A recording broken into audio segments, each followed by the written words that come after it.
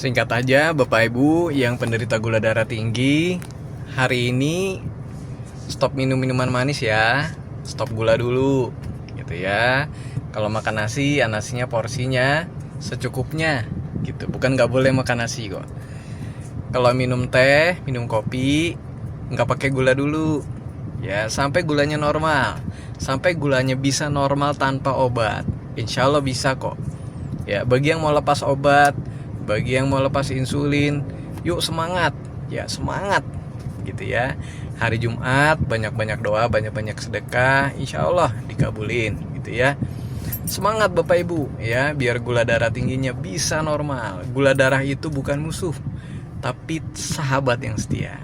Makanya yang mau gabung komunitas sahabat gula darah tinggi, inboxkan ke saya, Wawanya inboxkan. Kita nanti gabung di komunitas semangat sahabat gula darah tinggi.